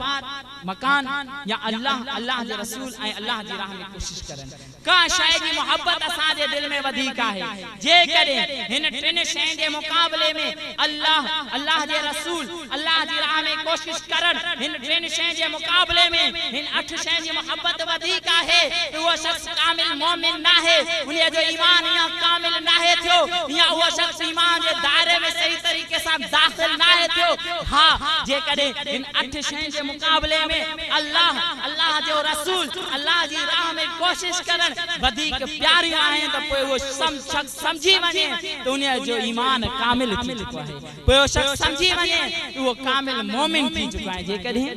असा सहाबा इकराम अलैहिम रिदवान जी सीरत के दिसो, असा सहाबा इकराम अलैहिम रिदवान जी सीरत जो मुतालो कयूं, ये सहाबा इश्क़ रसूल में सरशार नजर इंदा है। ये सहाबा नबी करीम अलैहिस्सलातु व तस्लीम जो मोहब्बत में गिरफ्तार नजर इंदा है, हुजूर अकरम अलैहिस्सलातु व तस्लीम जी ताज़ीम में गिरफ्तार नजर इंदा है। हजरत सैयदना अबू बकर सिद्दीक रदियल्लाहु ताला अन्हु आशिक सादिक आशिक अकबर सिद्दीक अकबर रदियल्लाहु ताला अन्हु जन हिक भेरे पंजे फर्जन हजरत सैयदना अब्दुल रहमान रदियल्लाहु ताला अन्हु सा गड महबे गुफ्तगू हुआ। दौरान गुफ्तगू हजरत अबू बकर सिद्दीक रदियल्लाहु ताला अन्हु जन पंज पुट चवण लगो, बाबा साईं फलाणे जंग जे अंदर मां मुसलमानन जी तरफा विरहण जे लाए आया है, मां उन टाइम या मुसलमान न थियो हुयस, मां काफिरन जी तरफा विरहण जे लाए आया। विरहंदे हिक दफे अमा मुंजी तलवार जे हेठा मां इने जे करे अमा के छडे दिनम तवा मुजा पी होयो, पी समझी अमा के छडे दिनम अमा पे हमलो न कयो। कुर्बान मानो हजरत सिद्दीक अकबर जे इश्क पे, कुर्बान मानो हजरत सिद्दीक अकबर रदियल्लाहु ताला अन्हु जे नबी करीम अलैहिस्सलातु व तस्लीम से मोहब्बत पे, नबी करीम अलैहिस्सलातु व तस्लीम से अकीदत पे फरमान लगा, ऐ मुजा पुट उनी टाइम तू तो मुके छड़े दिनो हो, पर जे करे खुदा जो कसम तू मुझे तलवार जे हेठा अची वनी हां तो मां तोके न छड़या हां, छो तो उनी टाइम तू मुझे मुस्तफा करीम अलैहिस्सलातु व तस्लीम जो दुश्मन छो तो उनी टाइम मुझे मुस्तफा करीम अलैहिस्सलातु व तस्लीम से बुग़्ज़ इना रखंदो है, मां तोखे न छड़या हां बल्कि मां तोखे कत्ल करे छड़या। इनन जे दिलन जे अंदर इश्क़ रसूल असा जे दिल जे अंदर इश्क़ रसूल केतिरो, असां सुन्नी आशिक रसूल ते सॾराईंदा आहियूं। इश्क रसूल जो नारो हणंदा आहियूं। ही नारो हणंदा आहियूं, मोहम्मद की मोहब्बत दीन हक की शर्त अव्वल है, इसी में हो अगर खामी तो सब कुछ नामुकम्मल है। गौर करो, ये सिर्फ ज़बान की हद ताईं तो ना है, या वाकई असांजे दिल में इश्क रसूल पैदा है? छा वाकई असांजे दिल में मोहब्बत रसूल पैदा थियल है? छा वाकई असांजे दिल जे अंदर नबी करीम अलैहिस्सलात व तस्लीम जी हकीकी मोहब्बत पैदा थियल है? अरे जेकर असांजे दिलन जे अंदर हकीकी इश्क रसूल मौजूद हुजे हा त को भी आशिक रसूल नमाज कज़ा न करे हा, को भी आशिक रसूल नबी करीम अलैहिस्सलात व तस्लीम जी सुन्नत के पसे पुश्त न हणे हा, को भी आशिक रसूल नबी करीम अलैहिस्सलात व तस्लीम जे नक्शे कदम ते हलण ते आर महसूस न करे हा। अरे असां केड़ा आशिक रसूल आयूं? नबी करीम अलैहिस्सलात व तस्लीम सा मोहब्बत जा दावेदार केड़ा आयूं? असां हुज़ूर अकरम अलैहिस्सलात व तस्लीम जी सुन्नतन के इख्तियार करण जे लाए, नबी करीम अलैहिस्सलात व तस्लीम जे नक्शे कदम ते हलन जे लाए तैयार न आयूं। हुज़ूर अकरम अलैहिस्सलात व तस्लीम जे फरामीन के इख्तियार करण जे लाए तैयार न आयूं। असां केड़ा आशिक रसूल आयूं? हिक उहे बेद आशिक रसूल हुया, हिक उहे बेद आशिक रसूल हुया जेके पंहिंजी जिंदगी के इश्क रसूल जे मुताबिक गुजारींदा हा, जेको पंहिंजी जिंदगी के नबी करीम अलैहिस्सलात व तस्लीम जे नक्शे कदम ते गुजारींदा हा। हजरत सय्यदना फारूक आज़म रज़ी अल्लाह तआला अन्हु हिक बेरे हजर अस्वद जेको काबा शरीफ ते पत्थर लगल है, हजर अस्वद के मुखातब थी करे इरशाद फरमाए, ऐ हजर अस्वद तू हिक पत्थर आई, पत्थर न का के नफो थो दी सके, न का के नुकसान थो पहुंचाए सके। खुदा जो कसम जे करे मां मुस्तफा करीम अलैहिस्सलात तस्लीम के चुमंदे न दिसां हा त मां बे तोखे न चुमा, मां उन्हीअ जे करे तोखे चुमी रहियो आं त मुंहिंजे मुस्तफा करीम अलैहिस्सलात तस्लीम मां के इनके चुमी हो। ही आहे मोहब्बत रसूल। हज़रत सय्यदना मालिक रज़ी अल्लाह तआला अन्हु जे बारे में ईंदो आहे त ही गिदरो जेको हूंदा आहे, गिदरो न खाईंदा आहिनि। का शख्स सवाल तव्हां गिदरो छा लाइ न आहियो खाईंदा? गौर कर, फरमाइण लगा मुझे खबर ना है तो मुझे नबी अलैहिस्सलात व तस्लीम के केड़े तरीके से खादो मता मां हुज़ूर अकरम अलैहिस्सलात व तस्लीम जे सुन्नत जे खिलाफ इन के खा मां इन जे करे मां गिदरो ना खाई। गौर कर, ही आए आशिक रसूल, ही आए इश्क रसूल वाला जेके पांजी जिंदगी के नबी करीम अलैहिस्सलात व तस्लीम जे फरामीन पे अमल करे गुजारिंदा आहिन, जेके पांजी जिंदगी के हुज़ूर अकरम अलैहिस्सलात व तस्लीम जे नक्शे कदम ते हलाई करे गुजारिंदा आहिन। अरे असां आशिक रसूल थी करे नबी करीम अलैहिस्सलात व तस्लीम जा इश्क जा दावेदार थी करे नमाजन के छड़े ॾींदा हूं। हू नमाज जा नमाज के बारे में नबी करीम अलैहिस्सलात व तस्लीम इरशाद फरमायो, जो इलत कुर्रतु आइनी बिस्सलाह, नमाज मुंहिंजी अखियुनि जी ठार आहे। असां उन नमाज के कज़ा करे छड़ींदा आहियूं। असां में नदामत न आहे, असां जे अंदर अफसोस न आहे। असां नबी करीम अलैहिस्सलात व तस्लीम जी प्यारी सुन्नत दाढ़ी मुबारक के गंद कचरे जे अंदर उछलाए छड़ींदा हूं, गंदी नालिन में बहाए छड़ींदा हूं। हुज़ूर अकरम अलैहिस्सलात व तस्लीम सा मोहब्बत जा दावेदार हो, हुज़ूर अकरम अलैहिस्सलात व तस्लीम सा इश्क जा दावेदार हो। तव्हां जे इश्क रसूल केड़ो आहे? नबी करीम अलैहिस्सलात व तस्लीम सा केड़ी निस्बत? हुज़ूर अकरम अलैहिस्सलात व तस्लीम सा केड़ो इश्क? हुज़ूर अकरम अलैहिस्सलात व तस्लीम जी सच्ची मोहब्बत पैदा कयो। जरे असां सच्ची मोहब्बत पैदा कंदासे, हुज़ूर अकरम अलैहिस्सलात व तस्लीम जी सीरत के इख्तियार कंदासे, नबी करीम अलैहिस्सलात व तस्लीम जे नक्शे कदम ते हली करे, हुज़ूर अकरम अलैहिस्सलात व तस्लीम जे तौर तरीकन ते हली करे जरे असां पंहिंजी जिंदगी गुजारींदासे, अल्लाह तबारक व तआला जो वो कुर्ब नसीब थी वेंदो। अल्लाह तबारक व तआला विलायत जो वो ताज असां के नसीब करे छड़ींदो। फकुंतु समाउ अल्लज़ी यसमाउ बिहा व बसरउ अल्लज़ी यबसिरु बिहा व यदउ अल्लज़ी यब्तिशु बिहा व रिजलउ अल्लज़ी यमशी बिहा वला इन सअलनी लउतियन्नहु। वो मकाम मर्तबो नसीब थी वेंदो जो अल्लाह तबारक व तआला पाण इरशाद फरमाए तो, फकुंतु समाउ अल्लज़ी यसमाउ बिहा, बानो मुंजो जने नजदीक थी वेंदो आहे। फकुंतु समाउ अल्लज़ी यसमाउ बिहा, मां उन जा कन थी वेंदो आ जन जे ज़रिए हू ॿुधंदो आहे। व बसरउ अल्लज़ी यबसिरु बिहा, मुंजो अखियूं थी वेंदो आहियां जन जे ज़रिए हू ॾिसंदो आहे। व रिजलउ अल्लज़ी यमशी बिहा, पैर थी वेंदो आ जन जे ज़रिए हू हलंदो आहे। व यदउ अल्लज़ी यब्तिशु बिहा, उन जा हथ थी वेंदो आहियां जन जे ज़रिए हू शयुनि खे खणंदो आहे। वला इन सअलनी लउतियन्नहु, पोइ इहो बानो जॾहिं मूंखां दुआ घुरंदो आहे, मुंहिंजी बारगाह में अर्ज़ कंदो आहे, लउतियन्नहु, मां उन खे उहा शइ ज़रूर अता फरमाईंदुमि। पोइ बानो अल्लाह जो वली थी वाने के अल्लाह ताला जो कुर्ब नसीब थी विंदो आहे पोइ हुन मकाम मर्तबे ते पहुची विंदो आहे हुंदो हिकड़ी जगह ते आहे सॼी दुनिया खे ॾिसी रहियो हूंदो आहे हुंदो हिकड़ी जगह ते आहे सॼे आलम जो नज़ारो करे रहियो हूंदो आहे पीराने पीर दस्तगीर हुजूर सैयदी गौसे पाक रज़ी अल्लाह ताला अन्हु जन इरशाद फरमाए त मां सॼी दुनिया खे ईअं थो ॾिसां जे हथ में सिरें जा कुछ दाणा पियल हुजनि जे तव्हां सिरें जो कुछ दाणनि खे ॾिसंदा आहियो मां सॼी दुनिया खे ईअं ॾिसी रहियो आहियां मुंहिंजे नज़रनि जे साम्हूं ई सॼी दुनिया मौजूद आहे छो फ़ैदा सार नूर जलालिल्लाह सफ़न लहू समिअल क़रीब वल बईद फ़ैदा सार नूर जलालिल्लाह बसरन रहू लाल क़रीब वल बईद फ़ैदा सार नूर जलालिल्लाह यदर रहू अदर अल तसर्रुफ बिल बुअद वल क़ुर्ब जरे अल्लाह तबारक व तआला जो नूर हुननि जे अखियुनि में दाख़िल थी वेंदो आहे तू वेझे परे खे ॾिसी सघंदा आहिनि जरे अल्लाह ताला जो नूर हुननि जे हथनि में दाख़िल थी वेंदो आहे त बोध ऐं कुर्ब ते तसर्रुफ करण में क़ादिर थी वेंदा आहिनि हुज़रत सैयदना फारूक आज़म रज़ी अल्लाह ताला अन्हु जन जो उहो मशहूर वाक़िआ हिन हदीस मुबारका जी बेहतरीन शरह हज़रत सैयदना फारूक आज़म रज़ी अल्लाह ताला अन्हु जन हिक बेर जुमातुल मुबारक जे ॾिहाड़े मस्जिद नबवी मौजूद खुतबो ॾी रहिया खुतबो ॾींदे फारूक आज़म जी ज़बान में लफ्ज़ जारी थी या सारिया अल जबल या सारिया अल जबल या सारिया अल जबल ऐ सारिया जबल जी तरफ ऐ सारिया जबल जी तरफ ऐ सारिया जबल जी तरफ सहाबा परेशान त हुजूर हज़रत इस्ना फारूक आज़म रज़ी अल्लाह ताला करे खुतबे में ये लफ्ज़ न है अज दौरान खुतबा ही लफ्ज़ ता चवन या सारिया अल जबल या सारिया अल जबल कुछ ॾींहनि खां हज़रत इस्ना फारूक आज़म रज़ी अल्लाह ताला अन्हु जन जी बारगाह में लश्कर फारूक आज़म रज़ी अल्लाह ताला अन्हु जी बारगाह में सांसन अर्ज़ की या सय्यदी दौरान खुतबा अमा कुछ लफ्ज़ चया या सारिया अल जबल या सारिया अल जबल ऐ सारिया जबल जी तरफ ऐ सारिया जबल जी तरफ मामलो छा है पाण फरमाया मां दी खुतबो रहियो खुतबो ॾींदे ॾींदे मां ॾिठम हज़रत सारिया रज़ी अल्लाह ताला अन्हु खे मां जंग जे लाइ मोकिलियो ग़ज़वे जे लाइ मोकिलियो हज़रत सारिया रज़ी अल्लाह ताला अन्हु काफ़िरनि सां मुक़ाबलो करे रहिया हा मुक़ाबलो कंदे कंदे काफ़िर जबल जी तरफ़ां मुसलमाननि ते हमलो करण वारा हा त मां हुतां हज़रत सारिया रज़ी अल्लाह ताला अन्हु खे हक़ ॾेई करे इरशाद फरमायो या सारिया अल जबल या सारिया अल जबल ऐ सारिया जबल जी तरफ़ ऐ सारिया जबल जी तरफ़ काफिर जबल जी तरफा हमलो करण वारो तो आइन हिकड़ी जगह ते ॾिसी ॿिए जगह ते रहिया आहिनि त जॾहिं ये शान है उनके गुलामों की सरकार का आलम क्या होगा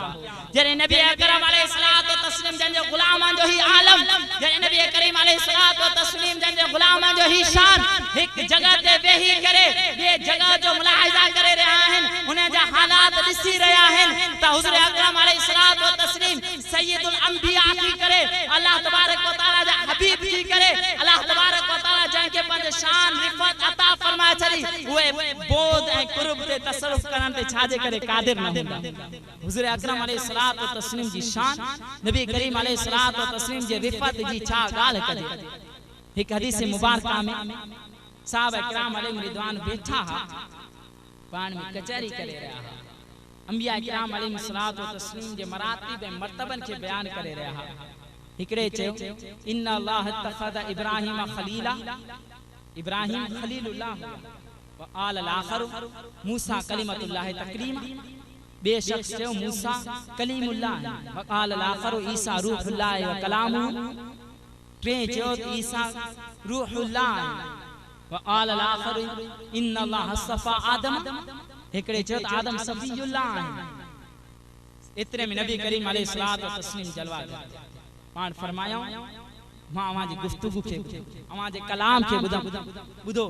बेशक इब्राहिम खलीलुल्लाह आहिन मूसा कलीमुल्लाह आहिन ईसा रूहुल्लाह आहिन आदम सफीउल्लाह आहिन अला अना हबीबुल्लाह वला फखर बुधी छड़ो मां हबीबुल्लाह आया मां अल्लाह जो हबीब आया वला फखर यही गाल मां अज़रे फखर न तो चया व अना आमिलु लिवाइल हमदी यौमल क़ियामती फतहतहु आदम व वमन दूनहु क़यामत जे ॾिहाड़े लिवाए हम जो झंडो मुंहिंजे हथनि में हूंदो जंहिंजे हेठां आदम ऐं ॿिया सभु नबी हूंदा वाना अव्वलु शाफ़िअन व अव्वलु मुशफ़्फ़अन यौमल क़ियामह क़यामत जे ॾिहाड़े मां सभिनि खां पहिरीं शफ़ाअत करण वारो आहियां मां सभिनि खां पहिरीं उहो शख़्स आहियां जंहिंजी शफ़ाअत क़बूल कई वेंदी वाना अव्वलु मन युहर्रिकु इला अल जन्नह फयफ्तह अल्लाहु ली फयुदखिलनीहा मा यरफ़क़ फ़ुक़राअल मुमिनीन ऐं मां उहो शख़्स आहियां जेको सभिनि खां पहिरीं जन्नत जो दरवाज़ो खड़काईंदो फयफ्तह अल्लाहु ली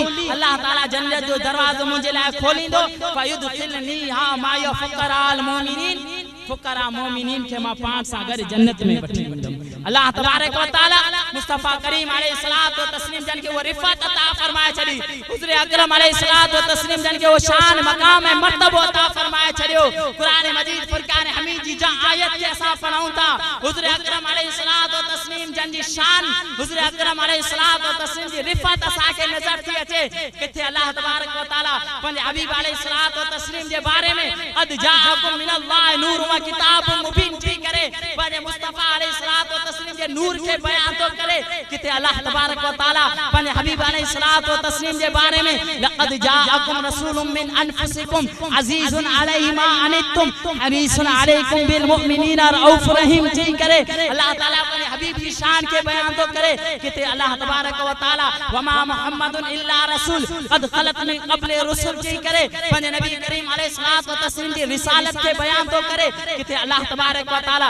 पंहिंजे महबूब अलैहिस्सलातु व तस्लीम जे बारे में या अय्युहन नबिय्यु इन्ना अर्सलनाका शाहिदन व मुबश्शिरन व नदीरा थी करे पंहिंजे मुस्तफा अलैहिस्सलातु व तस्लीम जी शान के बयान तो करे किथे अल्लाह तबारक व तआला व दाइयन इलल्लाहि बिइذनिही व सिराजम मुनीरा व बश्शिरिल मुमिनीना बिअन्ना लहुम मिनल्लाहि फदलन अज़ीमा थी करे पंहिंजे मुस्तफा अलैहिस्सलातु व तस्लीम जी शान के बयान तो करे किथे अल्लाह तबारक व तआला मा कान मुहम्मदुन अबा अहदिम मिन रिजालिकुम वलाकि रसूलल्लाहि व खातमन नबिय्यीना व कान अल्लाहु बिकुल्लि शैइन अलीमा थी करे पंहिंजे मुस्तफा अलैहिस्सलातु व तस्लीम जी शान के बयान तो करे किथे अल्लाह तबारक व तआला या अय्युहल मुज़म्मिल उमिन लैला इल्ला क़लीला निस्फहु अव इंक़ुस मिन्हु क़लीला थी करे पंहिंजे मुस्तफा अलैहिस्सलातु व तस्लीम जी शान के बयान तो करे किथे अल्लाह तबारक व तआला या अय्युहल मुद्दस्सिर क़ुम फअंज़िर थी करे पंहिंजे मुस्तफा अलैहिस्सलातु व तस्लीम जी शान के बयान तो करे किथे अल्लाह तबारक व तआला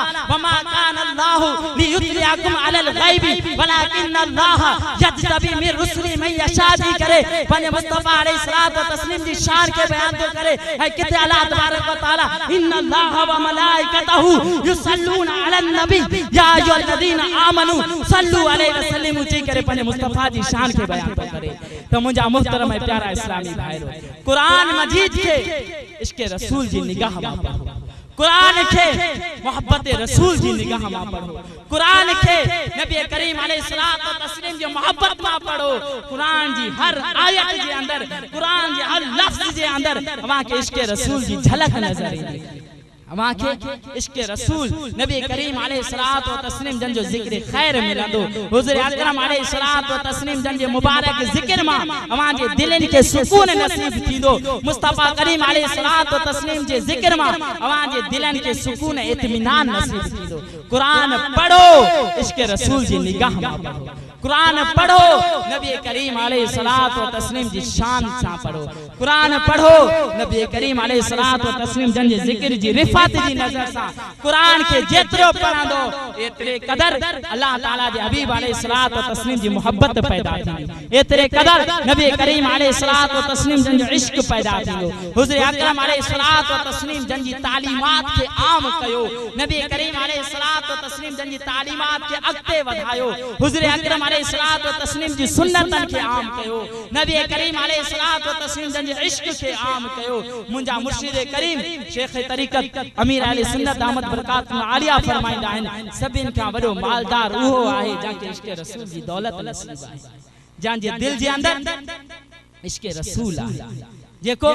नबी करीम अलैहिस्सलात व तस्लीम से मोहब्बत करन वारो आहे, जेको हुज़ूर अकरम अलैहिस्सलात व तस्लीम से निस्बत रखन वारो आहे। पाण फरमाइन था सभिन का वधीक मालदार इहो आहे, सभिन का वधीक इज्जत वारो उहो आहे। ऐं छो न हुजे जा शख्स के ॾिसूं, जा औलाद जे वली के ॾिसूं, हर अल्लाह जो वली, हर अल्लाह तबारक व तआला जो कुर्ब हासिल करन वारो शख्स मुझे मुस्तफा अलैहिस्सलात व तस्लीम जो जिक्र खैर कंदो रहियो, मुझे मुस्तफा अलैहिस्सलात व तस्लीम जंजे मुबारक जिक्र के आम कंदो रहियो। असां औलिया किराम जा कलाम पढ़ंदा आहियूं, औलिया किराम जी सीरत के पढ़ंदा आहियूं त केर या साहिबल जमाल या सय्यदल बशर मिन वजहिकल मुनीर लक़द नुब्बिरल अमर ला युमकिनु सनाउ कमा काना हक़्क़ुहु बाद खुदा बुजुर्ग तू किस्सा मुख्तसर थी करे मुस्तफा करीम अलैहिस्सलात व तस्लीम जी शान बयान करे रहियो आहे। का शख्स ॾिसंदा आहियूं मौलाया सल्ली व सल्लिम दाइमन अबदा अला हबीबिका खैरुल खल्क़ि कुल्लिहिम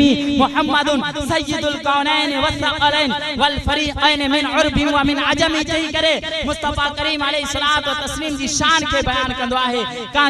अल्लाह जे वली के ॾिसंदा आहियूं सबसे औला व आला हमारा नबी, सबसे बाला व आला हमारा नबी, खल्क़ से अंबिया, अंबिया से रसूल और रसूलों से आला हमारा नबी, जमीन और ज़माना तुम्हारे लिए, मकीन और मकाम तुम्हारे लिए चई करे मुस्तफा करीम अलैहिस्सलात व तस्लीम जे जिक्र के बयान करे रहियो आंदा है। केर सरवर कहूं के मालिक मौला कहूं तुझे, बागे खलील का गुले ज़ैबा कहूं तुझे चई करे मुस्तफा करीम अलैहिस्सलात व तस्लीम जी शान के बयान करे रहियो आंदा है। छो न हुजे मुस्तफा करीम अलैहिस्सलात व तस्लीम जन जे सब शान अलग, हुज़ूर अकरम अलैहिस्सलात व तस्लीम जा ॿिया सब औसाफ अलग, मुझे मुस्तफा करीम अलैहिस्सलात व तस्लीम जे पगर मुबारक में खुशबू मौजूद, मुझे मुस्तफा करीम रऊफ रहीम अलैहिस्सलात व तस्लीम जे मुबारक पगर जे अंदर खुशबू मौजूद, जहां घर जे अंदर मुझे मुस्तफा करीम अलैहिस्सलात व तस्लीम जो पगर मुबारक इस्तेमाल किए वो घर बैतुल मुअत्तिरीन जे नाले से मशहूर थी वने। अरसा हुआ तैबा की गलियों से वो गुजरे थे, इस वक्त भी गलियों में खुशबू है पसीने की। तो मुझे मुहतरम प्यारा इस्लामी भाई मोहब्बत कजे जिन शख्स मां कजे जेको हर ऐब मां भरी है, जहां जे अंदर को भी ऐब ना, जेको हर ऐब मां भरी औसाफ ॾिसूं औसाफ में कामिल, हुस्न ॾिसूं हुस्न में कामिल, अखलाक ॾिसूं व इन्नका लअला खुलुक़िन अज़ीम चई करे अल्लाह ताला जंहिंजे खुल्क़ अज़ीम के बयान करे हर शय जे अंदर कामिल मुंहिंजो मुस्तफा करीम अलैहिस्सलात व तस्लीम जी ज़ात। भली केर शख्स यहूदी हुजे, ईसाई हुजे, मुशरिक हुजे, पांजे बानी जी तारीफ करे, पांजे बानी के जो औसाफ के बयान करे, पर उनजे मुस्तफा जे औसाफ के बयान नथो करे सके। मुझे मुस्तफा जा औसाफ, मुझे मुस्तफा करीम अलैहिस्सलात व तस्लीम जो जिक्र सभिन खां बुलंद आहे। जे करे अमा इश्क़ रसूल जे जरिए दीन इस्लाम जी तबलीग कंदो, जॾहिं अमा नबी करीम अलैहिस्सलात व तस्लीम जी मोहब्बत में अची करे हुज़ूर अकरम अलैहिस्सलात व तस्लीम जे जिक्र के आम कंदो त हकीकी तौर ते इस्लाम जी खिदमत ही आहे, हकीकी तौर ते इस्लाम जी तबलीग ही आहे त माण्हू मुस्तफा करीम अलैहिस्सलात व तस्लीम जे जिक्र के अॻिते वधाए, माण्हू मुस्तफा करीम अलैहिस्सलात व तस्लीम जी मोहब्बत दिल में पैदा करे। जॾहिं माण्हू जे दिल में मोहब्बत पैदा थींदी ऑटोमेटिक उन्हीअ जे दिल जे अंदर इस्लाम जी मोहब्बत पैदा थींदी। अवां गौर के एक वॾो जलसो हुजे, हुन जलसे में यहूदी भी आया, ईसाई भी आया, हिंदू भी आया, मुसलमान भी, हर कांखे पंहिंजे बानी जी तारीफ करण जे लाइ वक़्तु ॾिनो। यहूदी उथी बीहे पंहिंजे नबी जी तारीफ करे त अल्लाह ताला हज़रत मूसा अलैहिस्सलाम की मौजज़ो अता फरमायो हो। मूसा अलैहिस्सलात व तस्लीम जने पंहिंजो लठ मुबारक दरिया में हयो, दरिया में पानी जा चश्मा जारी किया, जॾहिं लठ मुबारक हज़रत मूसा अलैहिस्सलात पत्थर ते हणंदा हा, पत्थर में पानी जा चश्मा जारी थींदा हा। ईसाई को बी करे हज़रत ईसा अलैहिस्सलात व तस्लीम जा मौजज़ा बयान करे त अल्लाह ताला हज़रत ईसा अलैहिस्सलाम के का ताकत ऐं कुदरत अता कई तो हू मुअल माण्हुनि के जिंदा करे छॾींदो हो। केर हिंदू हिंदू भी ऐं चए त मुंहिंजे बानी जे अंदर ही ताक़त मौजूद हुई तो लोह जा ब टुकड़ा करे छॾींदो। हुनीअ महफ़िल जे अंदर जेकॾहिं केरु आशिक़ रसूल मौजूद हुजे, हुनीअ महफ़िल जे अंदर जेकॾहिं केरु नबी करीम अलैहिस्सलात व तस्लीम जे ज़िक्र खे आम करण वारो मौजूद हुजे तो सभिनि खे चुप कराए सघे थो, सभिनि जी ज़बाननि खे तालो हणी सघे थो, सभिनि खे मुखातब थी करे इरशाद फरमाए सघे थो, ऐं यहूदी तू तो ही थो चई त मुंहिंजे बानी मज़हब खे ही कुदरत हासिल हुई त पत्थर ते जॾहिं लठ मुबारक हणंदा हा, पत्थर मां चश्मा जारी थींदा हा। ऐं यहूदी ॿुधी छॾ, मुस्तफ़ा करीम अलैहिस्सलात व तस्लीम पंहिंजे मुबारक आंगुरनि जे ज़रिए पाणी जा चश्मा वहाए ॾेखारींदा हा। ऐं ईसाई तू त चईं थो ईसा अलैहिस्सलात व तस्लीम मुअल माण्हू जहिड़ा करे छॾींदा हा। मुंहिंजा मुस्तफ़ा करीम अलैहिस्सलात व तस्लीम वणनि जे टारनि में साह पैदा करे छॾींदा हा। ऐं मुशरिक ऐं हिंदू तू चई मुझे बानी मजहब के अंदर ताकत मौजूद हूँ, लो जा ब टुकड़ा करे छड़े, मुझे मुस्तफा के अंदर ताकत मौजूद हूँ, चंड जा ब टुकड़ा करे दिखारे। तो जेतरे कदर मानू मुस्तफा करीम अलैहिस्सलात व तस्लीम जे जिक्र खैर के वधाइंदो, जेतरे कदर मानू इश्क रसूल के आम कंदो, दीन इस्लाम जी तबलीग थी, दीन इस्लाम जी इशाअत थींदी। अल्हम्दुलिल्लाह हिन वक्त तबलीग कुरान और सुन्नत जी आलमगीर गैर सियासी तहरीक दावत इस्लाम जिथे नबी करीम अलैहिस्सलात व तस्लीम जी तालीमात के कमा हक़ू अॻिते वधाए, नबी करीम अलैहिस्सलात व तस्लीम जन जी सीरत के अॻिते वधाए, नबी करीम अलैहिस्सलात व तस्लीम जन जे सुन्नतन के अॻिते वधाए, उते माण्हुनि जे दिलनि में इश्क रसूल के पैदा करे रही है। अवां यकीन कयो जेकर अवां करे इश्क रसूल में गोड़ा नाहिन वहाया त दावत इस्लाम जे मदनी माहौल मां वाबस्ता थी वञे, दावत इस्लाम जे हफ्तावार इज्तिमा में शिरकत कयो, दावत इस्लामी जे मदनी काफ़िलन में सफ़र कयो, दावत इस्लामी जे ताज मदरसतुल मदीना बालिगान लगंदा आहिनि, हिन बालिगान में शिरकत कयो, अवां जे दिल में इश्क रसूल पैदा थींदो।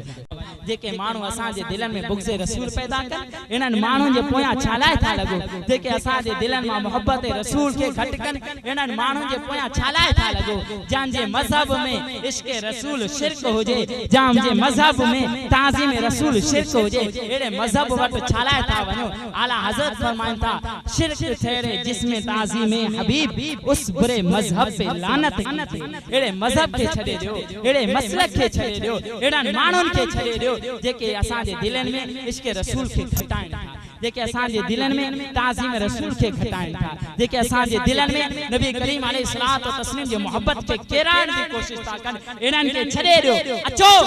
दावत इस्लामी जे मदनी माहौल सां वाबस्ता थी वञो। कमा हक़्क़ुहु दीन इस्लाम जी तस्वीर तव्हां खे दावत इस्लामी जे मदनी माहौल में नज़र ईंदी। इश्क रसूल में अखिन मां गोढ़ा वहां जा जारी थींदा, दावत इस्लामी जे मदनी माहौल में खौफ खुदा जे ज़रिए नबी करीम अलैहिस्सलात व तस्लीम जे इश्क में खौफ खुदा जे ज़रिए वहां जे अखिन मां लुढ़क जारी थींदा, दावत इस्लामी जे मदनी माहौल में अचो, दावत इस्लामी जे मदनी माहौल सां वाबस्ता थी वञो, दीन जी तबलीग की खातिर, दीन जी इशाअत की खातिर, नबी करीम अलैहिस्सलात व तस्लीम जी तालीमात के आम करण जे लाइ, इल्म दीन के हासिल करण जे लाइ दावत इस्लामी जे ज़ेरे इत्मीनान टे ॾींहनि जा 12 ॾींहनि जा मदनी काफ़िला राह खुदा में सफ़र कंदा आहिनि। हिन मदनी काफ़िलनि में बि सफ़र कयो, इंशाअल्लाह दिल जे अंदर क़ल्बी सुकून में नसीब, इंशाअल्लाह सुन्नतन ते अमल करण भी आसान, ऐं इंशाअल्लाह वो वक्त ईंदो त तव्हां पाण दीन जी तबलीग करण वारा बणिजी वेंदो, अवां पाण दीन जी इशाअत करण वारा बणिजी वेंदो। ही दावत इस्लामी का सियासी तहरीक नाहे, दावत इस्लामी गैर सियासी आलमगीरी तहरीक है। अचो हिन मदनी माहौल सां हरदम वाबस्ता थी वञो, उहो दौर हली रहियो आहे। हिन दौर में हर कम जे लाइ दिरहम ऐं दीनार जी हाजत पवंदी आहे। त मुंहिंजा मोहतरम प्यारा इस्लामी भाइरो, जिथे अवां सदकात कढंदा आहियो, जिथे अवां खैरात कढंदा आहियो, ॿियनि खे ॾींदा आहियो, उते पंहिंजे प्यारी तहरीक दावत इस्लामी खे यादि कयो। नफली सदकात खैरात अतियात दावत इस्लामी के दी करे तबलीग कुरान और सुन्नत जी हिन आलमगीर गैर सियासी तहरीक के अॻिते वधाइण में मुआमिन मददगार साबित